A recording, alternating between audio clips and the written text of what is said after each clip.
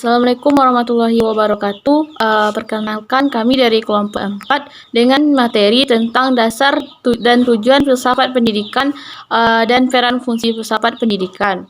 Kami beranggotakan sebanyak 4 orang, yaitu saya sendiri, Yani Syukurihati, rekan saya Dia Ramadhani, Febiola Francisca, Anissa Gemfani. Baiklah, kami akan menjelaskan yang pertama itu dasar dan tujuan filsafat pendidikan. Menjelaskan tentang dasar-dasar filsafat pendidikan. Dasar-dasar filsafat pendidikan berasas pada Pancasila dan ketuhanan. Dasar-dasarnya yang terdiri dari yang pertama, bagian filsafat yang mempelajari masalah hakikat, mulai dari hakikat dunia, hakikat manusia, hakikat Tuhan, termasuk hakikat anak. Dalam metafisika secara praktis akan menjadi persoalan utama dalam pendidikan, karena anak akan bergaul dengan dunia sekitarnya, maka ia akan memiliki dorongan yang kuat untuk memahami tentang sesuatu yang ada.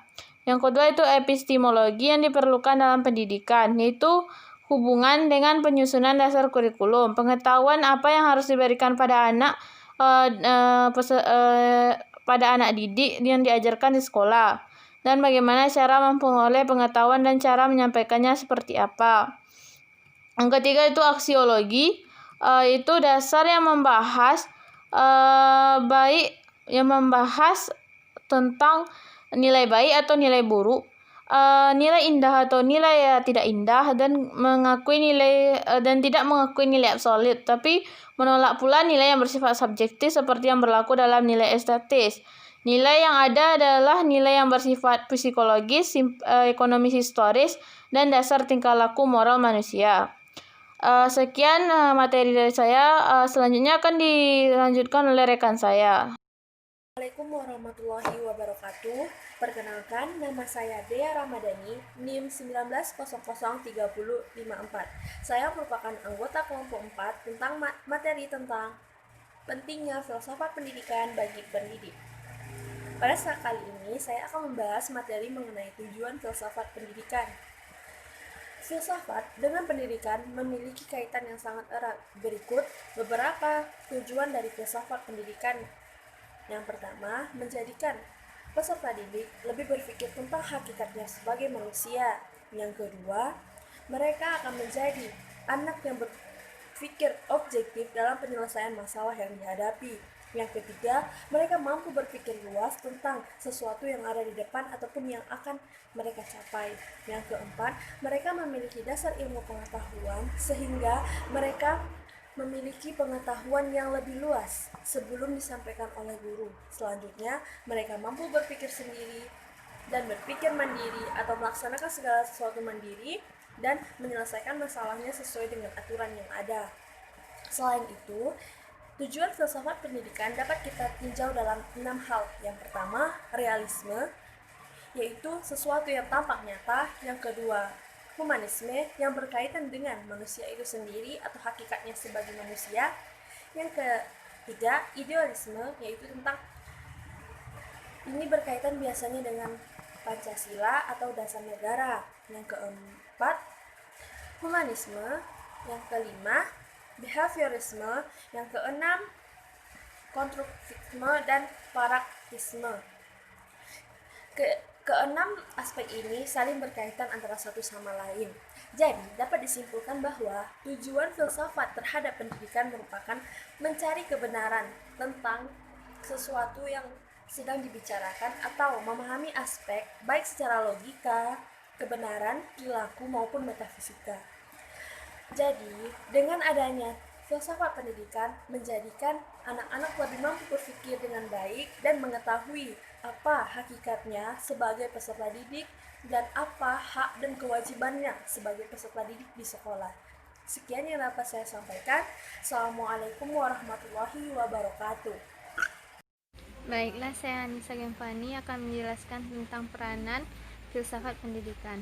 Peranan filsafat pendidikan adalah memberi inspirasi, yakni dengan menyatakan tujuan pendidikan negara bagi seluruh masyarakat, memberi arah yang jelas dan tepat dengan mengajukan pertanyaan tentang kebijakan pendidikan dan praktek di lapangan dengan menggunakan aturan-aturan dari teori pendidik.